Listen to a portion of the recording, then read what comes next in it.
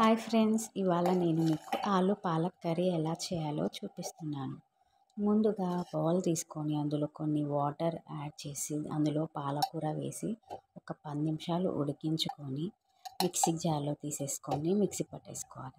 మళ్ళీ ప్యాన్ తీసుకొని అందులో ఒక 2-3 టేబుల్ స్పూన్ ఆయిల్ వేసుకొని జీలకర్ర అండ్ ఎండుమిర్చి అండ్ అలాగే వెల్లుల్లి వేసుకొని ఫ్రై చేసుకోవాలి.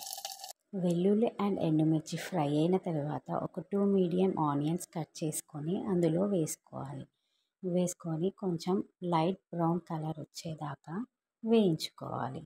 వేయించుకున్న తర్వాత అందులో ఒక అల్లం వెల్లిపాయ పేస్ట్ అండ్ కరివేపాకు వేసి బాగా ఫ్రై చేసుకోవాలి. దాని తర్వాత మనం ముందుగా తీసి పెట్టుకున్న పాలక్ది మిక్సీ పట్టేసుకొని అందులో యాడ్ చేసుకొని కొంచెం తిప్పుతూ కలుపుకోవాలి ఒక 5 మినిట్స్. అందులో రుచికి సరిపడా ఉప్పు కొంచెం పసుపు వేసి కలుపుకోవాలి. కలుపుకున్న తర్వాత మూత పెట్టేసి ఒక 5 నిమిషాలు మగ్గించుకోవాలి.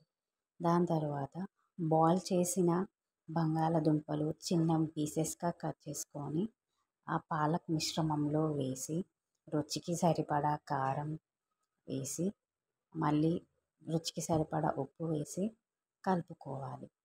కలుపుకున్న తర్వాత కొన్ని వాటర్ యాడ్ చేసుకోవాలి. మీ కన్సిస్టెన్సీకి తగ్గట్టు యాడ్ చేసుకొని మళ్ళా మూత పెట్టేసి ఒక 5-10 నిమిషాలు ఉడికించుకోవాలి. ఇదే అసలైన టిప్ అన్నమాట.